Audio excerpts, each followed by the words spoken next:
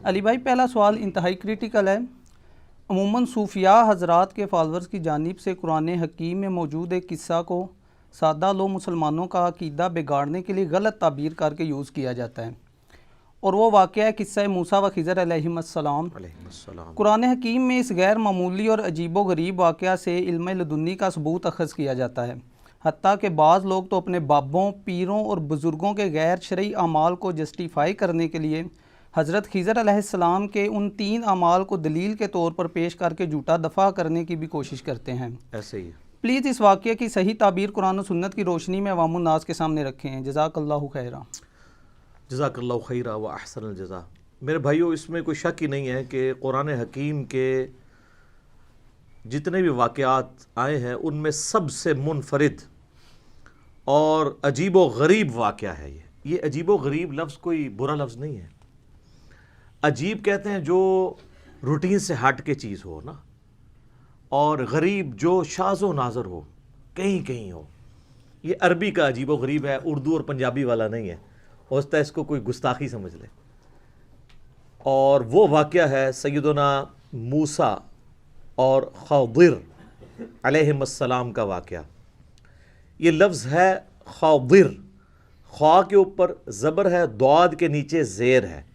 اردو میں ہم خضر پڑھ سکتے ہیں، لیکن غلط العام ہے خضر۔ خضر لفظ غلط ہے، یہ خضر لفظ ہے، لیکن چونکہ اردو میں چل رہا ہے، اب میں بھی اگر اسے بول دوں گا تو کوئی برائی والی بات نہیں ہوگی۔ جو چیز ریناؤنڈ ہوتی ہے وہ اس طریقے سے چل رہی ہوتی ہے۔ تو موسیٰ اور خضر علیہم السلام والا واقعہ ایک یونیک واقعہ ہے۔ اس واقعے کی تفصیلات کو اور اس سے نکلنے والے ریزلٹس کو ڈسکس کرنے سے پہلے اس کا جو بیک گراؤنڈ ہے وہ پتہ ہونا ضروری ہے۔ بیسیکلی جب نبی صلی اللہ علیہ وآلہ وسلم کی مبارک دعوت عام ہوئی تو مشرکین عرب تو آپ کو پتہ ہے امی تھے، ان پڑھ تھے، جاہل تھے، علم نام کی کوئی چیز نہیں تھی۔ انہوں نے کچھ لوگوں کو روانہ کیا یہود و نصارہ کے علماء کی طرف کہ تم لوگ ہمیں کچھ ایسے سوالات بتاؤ جو ہم جا کے نبی علیہ السلام سے پوچھیں، اور ان کے جواب پھر نبی علیہ السلام کو نہ آتے ہوں، پھر ہم کہیں گے ہاں جی اچھا نبی ہے جس کو یہ بات بھی نہیں پتہ۔ تو انہوں نے کل 4 سوالات کا انتخاب کیا۔ اس میں سے پہلا سوال تھا کہ اصحاب الکہف کون ہے، جس سے ریلیٹڈ میرا آلریڈی ایک کلپ ریکارڈڈ ہے، آپ یوٹیوب پہ دیکھ سکتے ہیں۔ دوسرا سوال انہوں نے کیا کہ یہ موسیٰ اور خضر علیہم السلام والا واقعہ اس کی کیا حقیقت ہے۔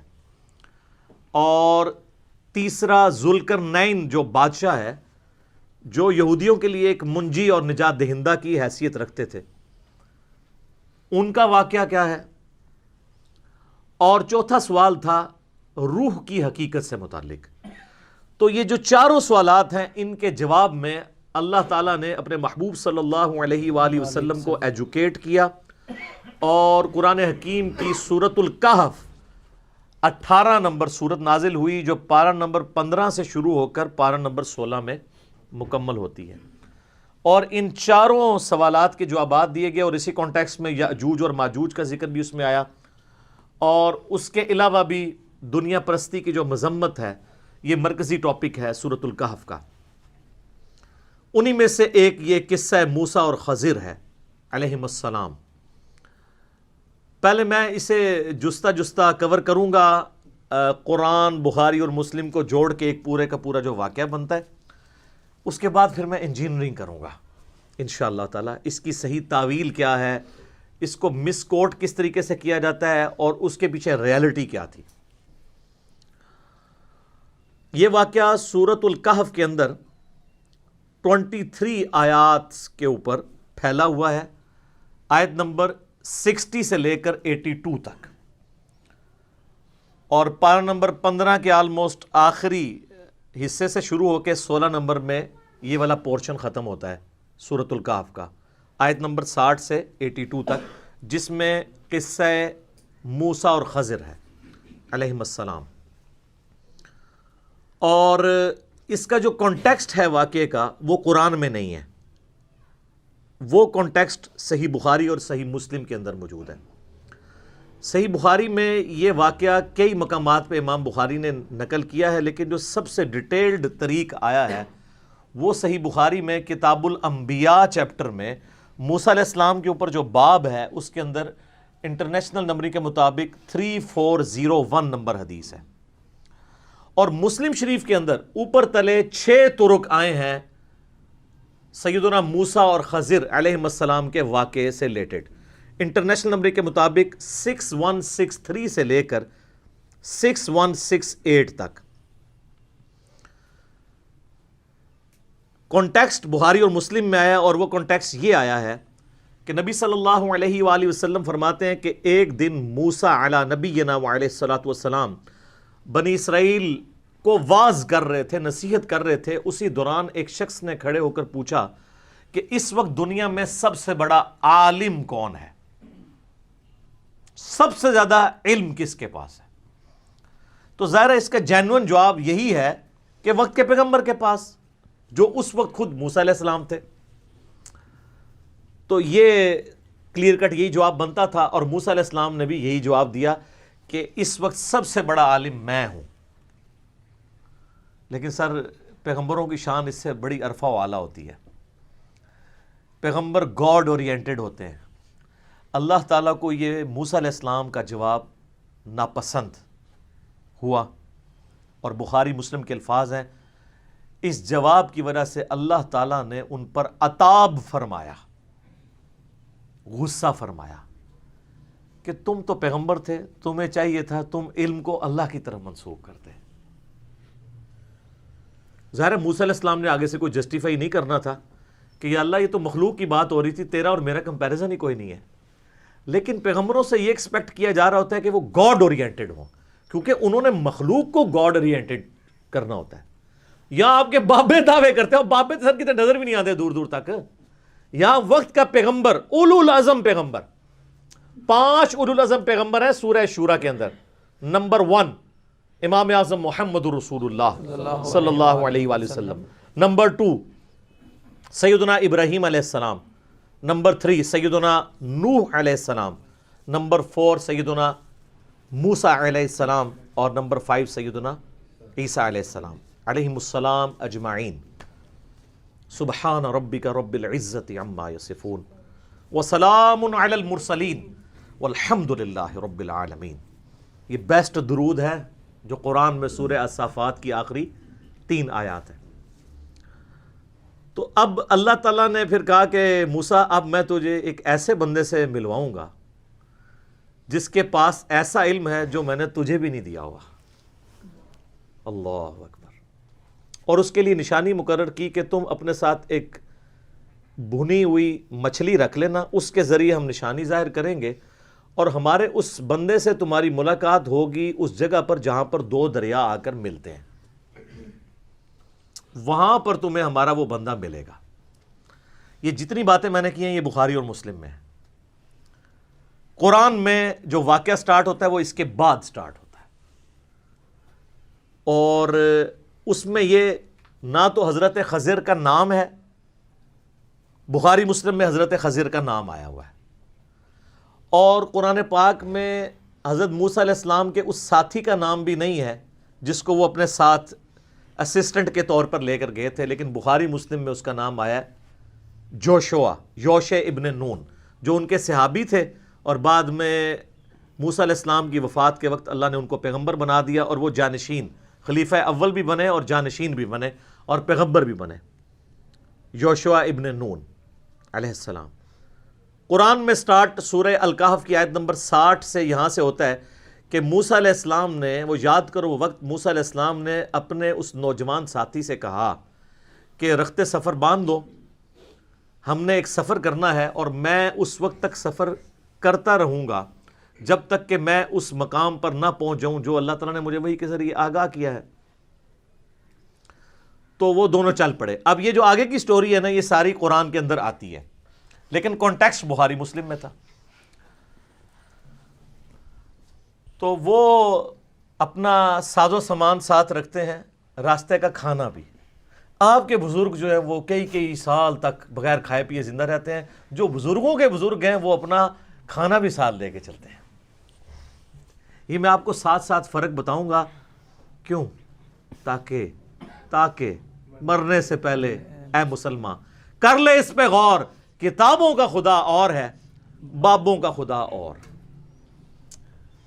یہ تو چھوٹی چیز ہے. بخاری اور مسلم میں حدیث ہے کہ نبی علیہ السلام کی مبارک زندگی کا جب 40واں سال شروع ہوا تو حضرت ختیجہ بھی نبی علیہ السلام کو کھانا باندھ کے دیا کرتی تھی غار حرا میں جانے کے لیے.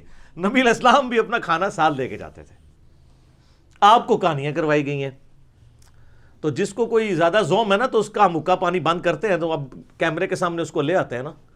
وہ اس طرح کی روحانیت دکھائے نا ہمیں. سب جھوٹ ہے.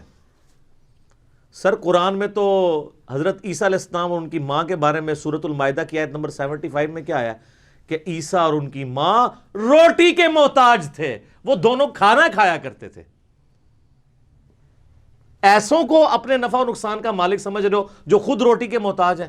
بڑی ڈاڈی آیت ہے. تو عیسیٰ علیہ السلام بھی روٹی کے محتاج ہیں. تو آپ کے سارے بزرگ بابے جو اکثر ہے ہی جعلی ہیں وہ اصلی بھی ہوں تو موسیٰ علیہ السلام کی جوتیوں کی خاک کے برابر بھی نہیں ہے. عیسیٰ علیہ السلام کی جوتیوں کی خاک کے برابر بھی نہیں ہے. تو وہ رخت سفر لے کے چلتے ہیں بھنی ہوئی مچھلی. اور ایک جگہ وہ راستے میں آرام کرنے کے لیے چٹان کے پاس کھڑے ہوتے ہیں. تو قرآن میں تو بس اتنا ذکر ہے. بخاری مسلم میں آتا ہے کہ وہاں پہ حضرت موسیٰ علیہ السلام کو اونگ آ جاتی ہے اور اسی دوران وہ جو مچھلی بھنی ہوئی مچھلی ہے، قرآن میں یہ ذکر بھی ہے کہ وہ بھنی ہوئی مچھلی جو ہے وہ زندہ ہو کے پانی کے اندر چلی جاتی ہے. یہ اب وہ نشانی تھی مردے کا زندہ ہونا. یہ منظر یوشع ابن نون دیکھ رہے ہوتے ہیں لیکن وہ موسیٰ علیہ السلام کو بتاتے نہیں کیونکہ وہ ان کے آرام میں خلل سمجھتے ہیں. جب موسیٰ علیہ السلام اٹھتے ہیں تو یوشع ابن نون بھول جاتے ہیں یہ بات. اور سورۃ الکہف میں یہ آتا ہے کہ وہ جب بعد میں ان کو جا کے یاد آتا ہے وہ کہتے ہیں مجھے شیطان نے بھلا دیا تھا. آگے جب چلتے ہیں نا تو حضرت موسیٰ علیہ السلام کہتے ہیں مجھے تھکاوٹ ہو رہی ہے تو وہ جو کھانا ہے وہ تو کھلاؤ نا مجھے. تو وہ کہتے ہیں حضرت وہ کھانا تو جب ہم وہاں رکے تھے نا چٹان کے پاس تو وہ مچھلی جو ہے نا میں نے دیکھا وہ زندہ ہوئی اور پانی میں چھلانگ لگی. اور نہ کیا تیرا بھلا ہو جائے اللہ دے بندے، وہی تو وہ جگہ تھی جہاں میں وہ بندہ ملنا تھا. تو قرآن کے الفاظ ہیں وہ الٹے قدم واپس پلٹتے ہیں. اب موسیٰ علیہ السلام کو بھوک بھی بھول جاتی ہے کیونکہ اصل تو چیز وہ ہے. اچھا ڈاکٹر سرار صاحب جب یہ واقعہ بیان کر رہے تھے نا بیان القرآن میں تو کہتے ہیں کہ یہاں پہ علماء اور بزرگوں نے بتایا ہے کہ حضرت موسیٰ علیہ السلام کو تھکاوٹ اس لیے ہوئی کہ وہ اس سے آگے چلے گئے تھے جو اللہ نے ان کے لیے جگہ مقرر کی تھی. پہلے ان کو تھکاوٹ نہیں ہوئی. تو اب وہ فوت ہو چکے ہیں، اللہ تعالیٰ ان کی مغفرت کرے، ہمارے استاد ہیں. سر یہ بخاری مسلم میں لکھا ہے کہ نبی علیہ السلام نے فرمایا ہے کہ حضرت موسیٰ علیہ السلام کو تھکاوٹ اس لیے ہوئی کہ وہ اس مقام سے آگے چلے گئے تھے. یہ بزرگوں نے نہیں فرمایا. ٹھیک ہے. ہمارے ہاں احادیث بھی بزرگوں کے نام سے ہیں، ان بزرگوں کے کہ جنہوں نے حدیثوں کے ترجمے بھی کبھی نہیں کیے، پڑھنا تو دور کی بات. سر بخاری کا پہلا ترجمہ 1920 میں ہوا ہے. آج 100 سال بمشکل ہوئے ہیں اور اسلام آئے ماشاءاللہ آپ کہتے ہیں 1000 سال ہو گئے. یہ 1000 سال بزرگ کیا کرتے رہے ہیں؟ نہ قرآن ٹرانسلیٹ کیا ہے نہ بخاری کیا ہے. آپ کہتے ہیں خدمات ہیں دین کے لیے. ٹھیک تو پھر میں اور طرف چل پڑوں گا. صلوات بر محمد و آل محمد، اللہم صلی علی محمد و علی آل محمد. اچھا وہ واپس آتے ہیں تو اس جگہ پہ ایک شخص کو دیکھتے ہیں جو کہ ایک چادر اوڑھ کے بیٹھا ہوتا ہے اور وہ بھی انتظار میں ہوتا ہے. اس کو بھی اللہ تعالیٰ نے ڈیوٹی لگائی ہوئی ہے کہ میرا پیغمبر آ رہا ہے تمہارے پاس. تو حضرت موسیٰ علیہ السلام اسے سلام کرتے ہیں، وہ آگے سے سلام کا جواب دیتا ہے. یہ بخاری مسلم میں، قرآن میں چونکہ وہ شارٹ ہے تو اس میں یہ کہ وہاں پر جب پہنچتے ہیں تو وہ ہمارے بندوں میں سے ایک بندے کو پاتے ہیں جسے ہم نے علم لدنی یعنی اپنی طرف سے ایک علم خاص عطا فرمایا ہوتا ہے. اسی جو لفظ ہے نا اس سے انہوں نے علم لدنی کو اخذ کیا ہے. وہ الفاظ ہیں وَعَلَّمْنَاهُ مِن لَّدُنَّا عِلْمًا. ایسے بندے کو پاتے ہیں جسے ہم نے خاص اپنی طرف سے علم دیا ہوتا ہے. بخاری مسلم کے الفاظ یہ ہیں کہ حضرت موسیٰ علیہ السلام کو وہ بندہ کہتا ہے کہ حضرت اللہ تعالیٰ نے کچھ علوم مجھے ایسے سکھائے ہیں جو آپ کو نہیں سکھائے، اور کچھ علوم آپ کو ایسے سکھائے ہیں جو مجھے نہیں سکھائے۔ یہ ڈنڈی مار جاتے ہیں بابے، یہ نکال دیتے ہیں اس میں سے، یہ ڈسکس ہی نہیں کرتے، کیونکہ یہ بتانا چاہتے ہیں کہ جو ننگے پیر ہوتے ہیں نا، حالانکہ خضر علیہ السلام کہیں نہیں آیا کہ وہ ننگے تھے، الٹا یہ آتا ہے انہوں نے چادر اوڑی ہوئی تھی۔ یہ تو نکروں والے ہوتے ہیں نا بزرگ، ان کے مجذوب جو ہوتے ہیں، تو چادر اوڑی ہوئی تھی باقاعدہ انہوں نے۔ اور ساتھ وہ کہہ رہے ہیں حضرت خضر علیہ السلام حضرت موسیٰ علیہ السلام سے کہ اللہ نے آپ کو ایسے علوم سکھائے ہیں جو مجھے نہیں سکھائے، اور مجھے ایسے سکھائے ہیں جو آپ کو نہیں سکھائے۔ یعنی at the end of the day نہ مجھے آپ پہ کوئی برتری ہے نہ آپ کو مجھے پہ۔ اور یہاں پہ وہ ڈاکٹر تعلق قادری صاحب انڈیا گئے نا، تو وہ کہتے ہیں نبی کو دیکھو ولی سے سیکھ رہا ہے، نعوذ باللہ، اور خضر کو ولی بنا کے پیش کرتے ہیں، نعوذ باللہ۔ وہ تو میں انشاءاللہ اس میں اینڈ پہ کلاس لوں گا نا کہ وہ ولی کہاں سے ہے، جس کا یہ عقیدہ ہے نا کہ کوئی غیر نبی کسی نبی کا استاد ہے، اس سے بڑا کوئی گستاخ رسول نہیں ہے۔ ہمارے نبی علیہ السلام کا استاد ہے نا جبرائیل، تو وہ پیغمبر ہے فرشتوں کا، غیر پیغمبر وہ بھی نہیں ہے، یہ یاد رکھیے گا۔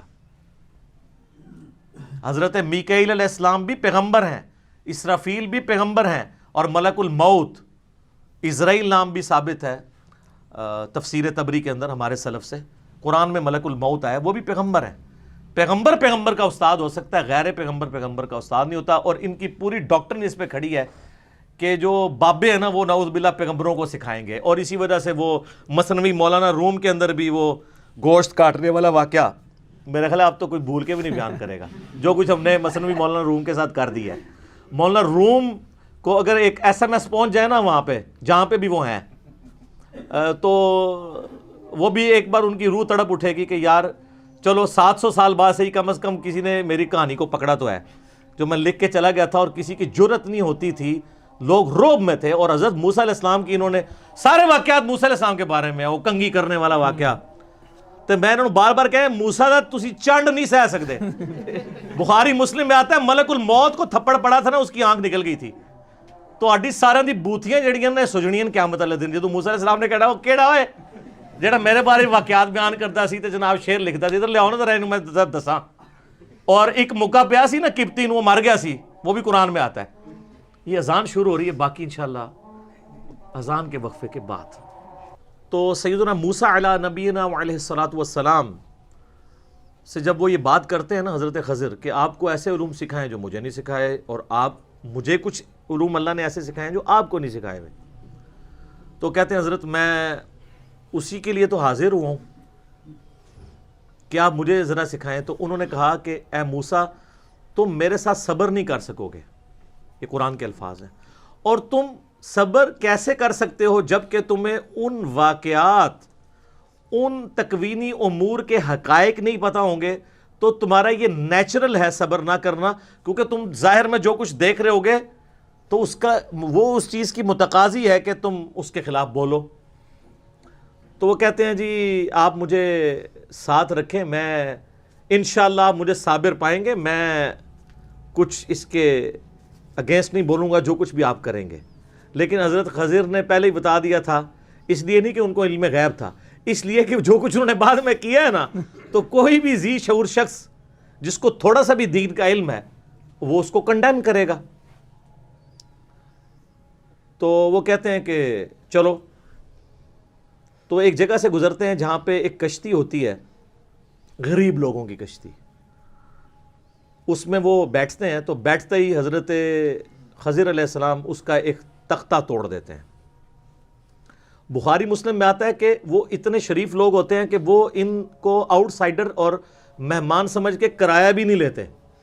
تو حضرت خضر علیہ السلام جب تختہ توڑ دیتے ہیں تو موسیٰ علیہ السلام کہتے ہیں کہ یہ تم نے بڑا برا کام کیا ہے، ایک طرف ان کی شرافت کو کرایہ بھی انہوں نے لیا اور تم نے ان کی کشتی کا تختہ توڑ دیا۔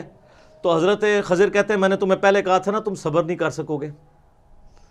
تو قرآن کے الفاظ ہیں کہ وہ کہتے ہیں کہ حضرت میرے پر نرمی فرمائے، اس دفعہ مجھے چھوڑ دیں، آئندہ میں آپ سے سوال نہیں کروں گا، کیونکہ انہوں نے کہا تھا، اس میں الفاظ ہیں سورۃ الکہف میں کہ جب تک میں خود نہ بیان کر دوں تم نے مجھ سے سوال نہیں کرنا۔ تو وہ تھوڑا آگے چلتے ہیں. اب یہ تو شاہی کوئی نہیں تھی جو آگے انہوں نے کیا ہے. انہوں نے ایک بچہ دیکھا, خوبصورت, بظاہر دیکھنے میں نورانی شکل, اس کو قتل کر دیا. بخاری مسلم کے الفاظ ہیں کہ پکڑ کے انہوں نے نا اس کی گردن ہی مروڑ دی, منکا ٹوٹ گیا تو بندہ فارغ. تو سر پیغمبر یہ منظر دیکھ سکتا ہے؟ اس پہ تو حضرت موسیٰ علیہ السلام نے اس سے بھی سخت کامنٹ کیے. انہوں نے کہا کہ تو نے کتنا برا کام کیا ہے کہ تو نے ایک جان کو ناحق قتل کر دیا, بے شک تو نے یہ بہت برا کام کیا. تو حضرت خضر کہتے ہیں کہ میں نے تمہیں پہلے ہی کہا تھا تم صبر نہیں کر سکو گے. تو حضرت موسیٰ علیہ السلام کہتے ہیں کہ اس دفعہ تو میرا یہ عذر قبول کر لے, اب اگر میں بولا نا تو ٹھیک ہے, میں آپ سے پھر مجھے الگ کر دیجیے گا. اب یہ خود انہوں نے شرط طے کر لی نا, ورنہ تو پتہ نہیں کتنے حقائق کھلتے. بلکہ بخاری مسلم میں الفاظ ہیں, نبی علیہ السلام کہتے ہیں کاش موسیٰ علیہ السلام صبر کرتے تو ہمیں اور کئی باتیں پتہ چل جاتی ہیں اللہ کے تکوینی امور میں سے, لیکن وہ اللہ کی حکمت تھی. آگے چلتے ہیں تو ایک گاؤں میں جاتے ہیں. اب ظاہر گاؤں میں یہ آؤٹ سائڈر ہوتے ہیں, ان کو کوئی بھی بندہ کھانا دینے کے لیے بھی تیار نہیں ہوتا, کوئی مہمان نوازی کرنے کے لیے تیار نہیں ہوتا. الٹا وہاں پہ ایک دیوار ہوتی ہے جو گرنے کے قریب ہوتی ہے, حضرت خضر علیہ السلام اس کو سیدھا کر دیتے ہیں. اس کے باوجود اس گاؤں کے لوگ نہیں کہتے کہ یار انہوں نے مفت میں ہمارا اتنا بڑا کام کیا, چلو 2 وقت کی روٹی, ہم ان کو 1 وقت کی روٹی تو دے دیں, کم از کم مہمان ہے. بغیر معاوضے کے وہ کرتے ہیں. تو حضرت موسیٰ علیہ السلام کہتے ہیں یار تم اس کے عوض ہی کم از کم ان سے کھانا ہی مانگ لیتے, یہ تو ایسے لوگ ہیں اور تم ان کے ساتھ یہ کر رہے ہو. چلو کھانا ہی مانگ لو یار اس کے عوض مزدوری کے طور پہ, بھوک لگی ہوئی تھی نا سر. یہ جو 10-10 سال تک بغیر کھائے پیے زندہ بزرگ رہتے ہیں نا, انبیاء کرام تو اوریجنل والے بزرگ ہوتے ہیں نا, آپ کے بزرگ تھیوریٹیکل ہیں جو ایگزسٹ ہی نہیں کہیں کرتے. تو پھر حضرت خضر کہتے ہیں کہ بس اب میری اور آپ کی جدائی, آپ نے خود مانا تھا کہ اب میں بولا تو علیحدگی. اب میں تمہیں تعویل بتاتا ہوں ان تینوں واقعات کی. تو کہتے ہیں جو پہلا واقعہ ہوا تھا نا, وہ 2 مسکین لوگوں کی, وہ 2 یا 2 سے زیادہ مساکین کی وہ کشتی تھی, اور وہاں ایک جابر بادشاہ تھا جو زبردستی کشتی ہتھیا لیتا تھا. تو میں نے یہ ارادہ کیا کہ اس کی کشتی کا تختہ توڑ دوں تاکہ اس کے اندر ایک ایسا عیب پیدا ہو جائے کہ بادشاہ جب وہ دیکھے نا یہ ٹوٹی ہوئی کشتی ہے تو وہ ان سے کشتی نہ چھینے. تختہ تو پھر بھی لگ جائے گا, اگر پوری کشتی چلے گی تو غریب لوگ اپنا کس طرح گزر بسر کریں گے. تو اس کا مطلب ہے صحیح کام کیا انہوں نے, لیکن یہ چیز چھپی ہوئی تھی. اور ان کا وہ جو بچہ تھا نا, اس کے ماں باپ بڑے نیک تھے, اور ہمیں اس چیز کا خدشہ ہے کہ یہ بچہ طغیانی کی زندگی گزارے گا اور بڑا ہو کر اپنے ماں باپ کو بھی گمراہ کر دے گا. بخاری مسلم کے الفاظ ہیں کہ اس نے اپنے ماں باپ کو بھی کافر کر دینا تھا, اس کی محبت کے اندر ماں باپ نے ڈی ٹریک ہو جانا تھا, اور اللہ تعالیٰ اس کے بدلے اس کو نئی اولاد دے دے گا. بخاری مسلم کے الفاظ ہیں کہ نئی نیک اولاد دے دے گا جو ان کے لیے آنکھوں کی ٹھنڈک بنے گی. دوسری بھی جسٹیفیکیشن درست ہوگی. تیسرا انہوں نے کہا کہ وہ جو دیوار تھی نا, وہ 2 یتیم لوگوں کی دیوار تھی, اور گاؤں کے لوگ جو اتنے بے حس لوگ ہیں کہ وہ مہمانوں کو کھانا نہیں کھلا رہے, اس دیوار کے نیچے ان کے آباء و اجداد کا خزانہ دفن تھا. ان کا باپ ایک نیک آدمی تھا. یہاں پہ الفاظ ہیں تمہارے رب نے یہ ارادہ کیا کہ اسے سیدھا کر دیا جائے تاکہ جب وہ بڑے ہوں تو اپنے باپ کا خزانہ اس میں سے حاصل کر لیں, کیونکہ وہ بچے چھوٹے چھوٹے ہیں.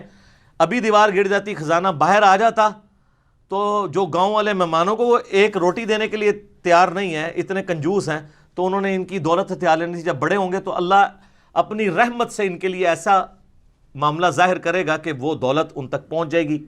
تو تمہارے رب نے یہ ارادہ کیا, تو اس لیے میں نے وہ دیوار سیدھی کر دی. اور اسی پہ سورۃ الکاف کی آیت نمبر 82 کے اوپر یہ آیت کنکلوڈ ہوتی ہے, آخری آیت اس واقعے سے ریلیٹڈ.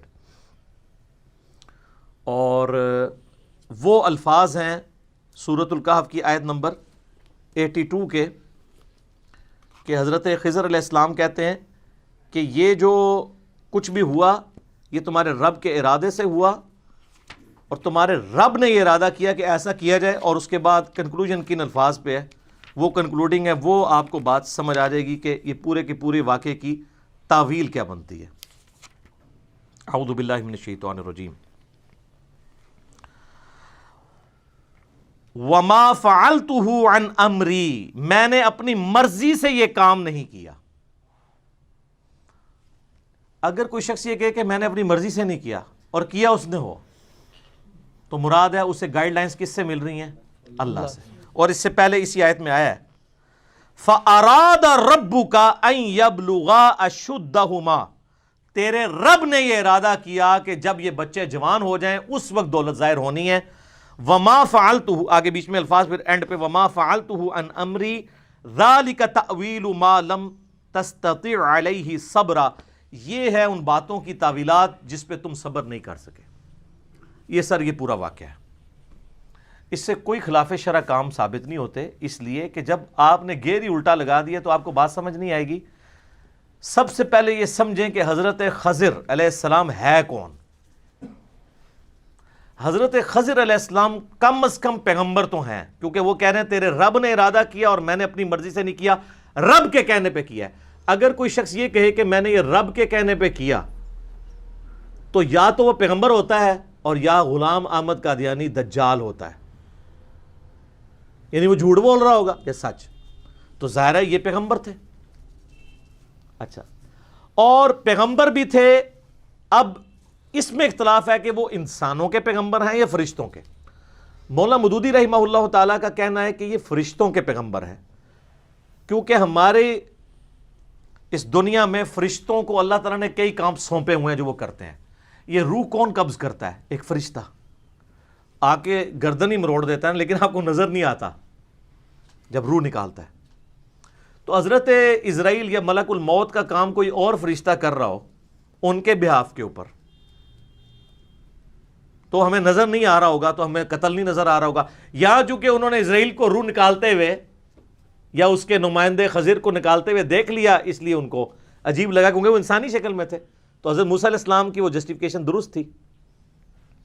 بیسیکلی اس واقعے سے اللہ نے مسئلہ تقدیر سمجھایا ہے کہ انسان کی زندگی میں بظاہر کچھ اللہ کی طرف سے ایسی تکلیفیں آتی ہیں جن کے اندر اللہ تعالیٰ کی طرف سے خیر چھپا ہوا ہوتا ہے۔ بظاہر وہ شر ہوتا ہے لیکن اس کے اندر خیر ہوتا ہے۔ وہ کشتی کا ایک تختہ ٹوٹ جانا شر تھا، لیکن اس میں خیر یہ تھا کہ پوری کشتی نہیں چلی گئی۔ پوری کشتی چلی جاتی تو وہ زیرو پہ آ جاتے نا، ان کا سورس آف انکم ختم ہو جاتا۔ ایک کشتی تو ریپیئر کر لینی تھی۔ کسی بندے سے اس کی اولاد چھین لی جائے اور اگر اللہ اس کو یہ بتا دے کہ اس بچے کی وجہ سے یہ تو خود کافر ہونا تھا بڑے ہو کے، تو نے بھی کافر مرنا تھا، تو میرا خیال ہے ہم سب اپنے بچے مروانے کے لیے تیار ہیں، کیونکہ آخرت کی ہمیشہ کی کامیابیاں اگر اس بچے کی وجہ سے برباد ہونی ہے تو چاٹنا ہے ایسی اولاد کو۔ تو جس کی اولاد بچپن میں مر جائے تو وہ یہ سوچ لے کہ اللہ نے اس کے ساتھ کوئی خیر والا معاملہ کیا ہے۔ یہ مسئلہ تقدیر سمجھایا۔ اور تیسرا جو واقعہ تھا وہ دیوار والا، اس کے اندر اللہ تعالیٰ نے یہ بات سمجھائی کہ اگر کوئی شخص بچپن میں یتیم ہو گیا ہے اور مفلسی کی زندگی گزار رہا ہے، اللہ تبارک و تعالیٰ اس کے لیے اسپیشل پروٹیکشن کرے گا، اس کو کمپنسیٹ ضرور کرے گا۔ تو یہ تھا مسئلہ تقدیر۔ انہوں نے اس سے یہ نکالا کہ باب خلاف شرع کام بھی کریں نا تو جسٹیفائی ہو جاتا ہے۔ وہ کلندر ہوتے ہیں جی، مجذوب ہوتے ہیں جی، وہ خلاف شرع کام کریں تو ان پہ کوئی گرفت نہیں۔ اسی لیے پاکستان میں کئی لوگوں نے اپنے پیروں کے کہنے پہ اپنے بچے مار دیے ہیں، اور وہ واقعہ حضرت خضر والا کوٹ کرتے ہیں۔ بے خضر علیہ السلام والا جو واقعہ ہے وہ تو قرآن میں آیا کہ وہ اللہ نے ان کو کہا تھا، یہ کس پیر کی ڈیوٹی اللہ نے لگائی ہے کہ ملک الموت کا اسسٹنٹ بن کے لوگوں کی جان نکالے، اس پہ تو قتل کا مقدمہ چڑھے گا۔ اور کہتے ہیں مجذوب ہے، قلم اٹھیا جی نہ تو کیوں جی مجذوب ہے، مجذوب سے کیوں اٹھا ہوا ہے؟ وہ کہتے ہیں ان کی عقل سلامت نہیں۔ اچھا، آپ بے عقل اور پاگل لوگوں کے پیچھے چل رہے ہیں۔ صحیح بخاری میں تعلیقاً موجود ہے مولا علی کا قول، اور پوری سند مولا علی سے ہی سنن ابن ماجہ کے اندر ہے کہ نبی علیہ السلام نے فرمایا کہ 3 لوگوں سے اللہ نے شریعت کا قلم اٹھا لیا ہے۔ ایک پاگل شخص، مجنون، آپ کا مجذوب اور کلندر، دوسرا سویا ہوا شخص، اسے اپنی ہوش نہیں ہے، اور تیسرا بچہ، چونکہ بچہ جو اس پہ شریعت لاگو نہیں ہوتی۔ اچھا یہاں پہ جو بچہ قتل ہوا اس نے بڑے ہو کر کیا بننا تھا، یعنی اللہ کے علم میں ہے نا، تو اللہ تعالیٰ مستقبل کو دیکھتا ہے نا، تو انسان کی دعائیں بعض اوقات کام آتی ہیں، جو شر ہونا ہوتا ہے وہ خیر میں بدل جاتا ہے. سر جامعہ ترمذی میں حدیث ہے، مسند احمد میں ڈیٹیل کے ساتھ ہے کہ دعا کبھی رائے گاہ نہیں جاتی. جب تم دعا کرتے ہو نا اللہ سے تو جو مانگا یا تو وہی مل جائے گا، یا اللہ تعالیٰ اس کے بدلے کوئی اور نعم البدل دے دے گا، کوئی مصیبت ٹال دے گا یا اس سے بہتر چیز. اور اگر یہ بھی نہ ہوا تو قیامت کے دن کے لیے سٹور ہو جائے گی دعا، اس کے اگینسٹ اللہ تعالیٰ اجر عطا فرما دے گا. دعا تو جاتی ہی نہیں کہیں پہ، ضائع ہی نہیں ہوتی. تو کہتے ہیں مجذوب، یہ مجذوب نہیں تھا سر، یہ تو اللہ کی ڈیوٹی پوری کر رہا تھا. آپ کے بابے جو ہیں وہ یہ دعویٰ کر سکتے ہیں ہم پہ وہی آتی ہے؟ سر دعویٰ کریں نا تو ہم ان کے اوپر 295C بھی لگوائیں اور انہیں لا کے غلامت قادیانی کی صف میں کھڑا کریں گے، کیونکہ نبی علیہ السلام کے بعد تو نبوت کا دروازہ بند ہو چکا ہے. اور سورہ آل عمران میں واضح 179 نمبر آیت ہے کہ اللہ کی یہ شان ہی نہیں کہ غیر پیغمبر کے ساتھ کوئی کلام کرے، کوئی غیب کی خبر دے سوائے اپنے رسولوں کے، اور تمہارا کام ہے اللہ اور اس کے پیغمبروں پہ ایمان لاؤ. That's all. سیدنا ابو بکر سے لے کر قیامت تک آخری جو آنے والا انسان ہے سب غیر پیغمبر ہیں، سوائے کہ عیسیٰ علیہ السلام، وہ بھی امتی کی حیثیت سے آئیں گے، پیغمبر بھی ہوں گے ان کی ایکسیپشن کے ساتھ. سب نے فالو کرنا ہے. ایون حضرت عیسیٰ علیہ السلام بھی جو آئیں گے انہوں نے بھی فالو کرنا ہے. مسلم شریف میں حدیث ہے وہ کتاب اللہ اور تمہارے نبی کی سنت کے مطابق تمہیں چلائیں گے. ٹھیک ہے، تو اس سے کوئی مرزوبیت ثابت نہیں ہوتی. وہ کہتے ہیں ہم باب خلاف شرع کام کریں، یہ بیچ میں کہانیاں نکالنے کی کوشش کرتے ہیں. کوئی بابے نہیں سارے اس سے ثابت ہوتے. یہ بالکل آپ کو غلط کہانیاں کرائی گئی ہیں. یہ مسئلہ تقدیر سمجھانا تھا. اور واصف علی واصف صاحب کہتے ہیں میں ایک جگہ بیٹھا ہوا تھا، ایک بندہ دعا کر رہا تھا رو رو کے، یا اللہ 25 سال پہلے جو میں نے دعا کی تھی مجھ سے واپس لے لے. تو کہتے ہیں میں نے اس سے بعد میں پوچھا کہ کیا ہوا. اس نے کہا میری بیٹیاں ہی تھیں، میں نے اللہ سے رو رو کے ایک بیٹا مانگا تھا، وہ میرے لیے وبال جان بن گیا، گھر کا سارا سامان بیچ گیا، وہ یعنی نشہ کرنا شروع کر دیا. تو اللہ کی حکمت تھی کہ میری بیٹیاں تھیں، بیٹیاں تو ساری صحیح نکلی ہیں، تو اے اللہ وہ بیٹا مجھے واپس لے لے. یہ ہے وہ چیز. اور ڈاکٹر ذاکر نائک جو اکثر ایک مثال سے سمجھاتے ہیں کہ اگر کسی شخص کا امریکہ میں بزنس ہو اور وہاں اس کی کوئی بڑی میٹنگ ہونے والی ہو اور اس نے شام کی فلائٹ پکڑنی ہو نیو یارک کے لیے، اور جب وہ ایئرپورٹ پہ پہنچے تو ٹریفک سگنل یا رش کی وجہ سے لیٹ پہنچے اور اسے پتہ چلے کہ وہ فلائٹ تو اڑ گئی ہے، تو وہ وہاں پر کفِ افسوس ملتے ہوئے کہے گا کہ میری زندگی کی سب سے بری خبر یہ ہے، مجھے ملینز آف ڈالر کا جو فائدہ ہونا تھا وہ نقصان ہو گیا، کہ میں پہنچ نہیں سکوں گا، وہ ٹھیکہ کسی اور کو مل جائے گا. اور اسی افسردگی کے عالم میں وہ اپنی گاڑی میں واپس گھر آ رہا ہو اور راستے میں اسے ٹیکسٹ میسج آئے یا کوئی خبر اس تک پہنچے کہ ابھی ابھی جو نیو یارک کے لیے فلائٹ اڑی تھی وہ کریش کر گئی ہے، تو کیا کہے گا؟ الحمدللہ. اور وہ 5 منٹ پہلے جو اس کی زندگی کی سب سے بری خبر تھی وہ اس کی زندگی کی سب سے اچھی خبر ثابت ہو جائے گی کہ یار شکر ہے مجھے یہ سننے کو ملا کہ وہ اڑ گئی ہے، میں بیچ میں بیٹھا نہیں ہوا تھا. یہاں پہ بھی یہی ہے کہ شکر ہے اللہ نے وہ بیٹا لے لیا، اس نے تو مجھے بھی کافر مار دینا تھا. شکر ہے وہ کشتی کا تختہ ہی ٹوٹا، پوری کشتی نہیں ٹوٹ گئی. اس میں یہ بھی چیز ہے کہ اگر کسی شخص کو کوئی مرض لاحق ہو جائے تو وہ کسی کی ٹانگ ٹوٹ گئی یا آنکھ ضائع ہو گئی، وہ شکر ادا کرے کہ آنکھ ضائع ہوئی ہے، ایمان تو ضائع نہیں ہوا، ایک آنکھ تو سلامت ہے. کسی کی بینائی کمزور ہو گئی ہے تو وہ یہ دیکھے کہ نابینا لوگ بھی تو ہیں.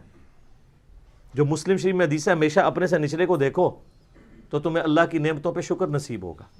ہر ایک سے نیچے کوئی نہ کوئی ہوتا ہے، اور ہم تو اربوں لوگوں سے اوپر ہیں یار. توحید کی دولت جس کے دل کے اندر ہے بے شک کم از کم وہ ڈنکے کی چوٹ پہ 7 ارب انسانوں سے تو بہتر ہے نا، کروڑوں نہیں اربوں.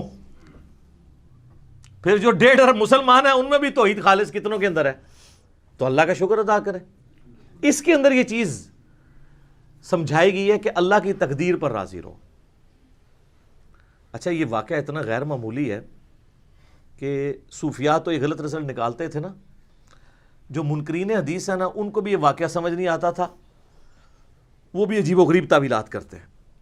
حتیٰ کہ آج سے تقریباً 10 سال پہلے کی بات ہے، ایک مجھے منکرین احادیث میں سے ایک شخص ملا، تو میں نے اس کو کہا کہ مجھے قرآن پہ حلف دو ایمانداری سے، اگر یہ واقعہ بخاری مسلم میں ہوتا اور قرآن میں نہ ہوتا. وہ کہتا میں کبھی بھی اس اللاجیکل واقعے کو نہ مانتا. تو میں نے کہا یہ میں نے تمہیں اس لیے منوائی ہے بات تاکہ تمہیں یہ پتہ چلے کہ جب تم کسی چیز کو وہی سمجھتے ہو تو اس کی تعویل کر کے مانتے ہو، تو ہمارے لیے سنت بھی وہی کے درجے میں ہے، کیونکہ دو سورسز ہیں. میری وہ آپ مجلس نمبر 96 دیکھ لینا غامدی صاحب کے اوپر، اس میں نے یہ سارا پوری ڈاکٹرن کلیئر کی ہے کہ قرآن اور سنت دو پیرلل میں سورسز ہیں. تو تم احادیث کا مذاق کیوں اڑاتے ہو؟ اس واقعے کا مذاق کیوں نہیں اڑاتے؟ کیونکہ قرآن کے اندر ہے تو تعویل پیش کرتے ہو. تو ہم بھی ہر اس بات کی تعویل پیش کریں گے جس پہ تم اعتراض کرتے ہو صحیح احادیث پہ. جو جھوٹی روایتیں ان کو تو ہم بھی نہیں مانتے. تو یہ ان کے گلے کا کانٹا بھی تھا واقعہ. لیکن اللہ کا شکر ہے یہ واقعہ نہ قرآن کے اندر ہو تو قرآن کا ایک بہت بڑا مضمون ہی مس ہو جائے. مسئلہ تقدیر پہ میں نے 4 لیکچر دیے ہیں، 7.5 گھنٹے کی آلموسٹ گفتگو ہے. مسئلہ نمبر 104 A B C اور 103 نمبر 200 آیات 50 مقامات سے قرآن کے میں نے کور کیے ہیں. یہ تو ٹاپک ہی بہت بڑا ہے.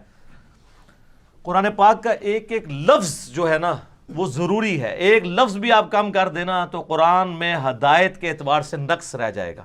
اب اگر یہ واقعہ آپ نکال دیں تو اتنا بڑا ٹاپک مسئلہ تقدیر انریزالوڈ رہنا تھا. تو بڑی حکمت ہے اس واقعے کی. یہ اللہ تعالیٰ کی طرف سے ایک یونیک چیز ہے، بشرطے کہ اسے مس یوز نہ کیا جاتا. تو میں نے آپ کو اس کی صحیح تعویل بتائی ہے کہ اس کا مطلب یہ نہیں یہ بنتا ہے. اچھا، خضر کے حوالے سے بڑا کچھ مشہور ہے. وہ کہتے ہیں مسلم شریف میں ایک حدیث ہے کہ وہ قرب قیامت میں دجال کے خلاف جو وہ ایک سید الشہداء کھڑا ہوگا نا، جس کو دجال ایک دفعہ قتل کرے گا. میں نے کئی دفعہ واقعہ سنایا. انٹرنیشنل نمبر کے مطابق 7375 نمبر حدیث کے اینڈ پہ آتا ہے کہ ابو اسحاق امام مسلم کے شاگرد کہتے ہیں کہ کہا جاتا ہے کہ وہ حضرت خضر ہوں گے. وہ کہتے ہیں خضر آج تک زندہ ہے. دیکھو مسلم شریف میں لکھا ہے. سر مسلم شریف میں سند کے ساتھ نہیں لکھا. امام ابو اسحاق جو امام مسلم کے شاگرد ہیں انہوں نے کہا کہ کہا جاتا ہے، نبی علیہ السلام سے انہوں نے منسوب نہیں کیا. اور سر یہ تو تبا تابعی ہے. مسلم کے مقدمے میں لکھا ہوا ہے کہ تابعی بھی اگر کوئی بات رسول اللہ کی طرف منسوب کرے نا اور وہ سند نہ بیان کرے تو مردود ہے. تو امام مسلم کا شاگرد اگر کہتا ہے کہ کہا جاتا ہے، سن آگے سننی، وہ بات نہیں ایکسیپٹیبل ہوگی. اور انہوں نے بھی کوئی اسے آن نہیں کیا. انہوں نے کہا پبلک میں مشہور ہے، کوئی خضر نہیں ہے. وہ اس زمانے میں کوئی مومن ہوگا.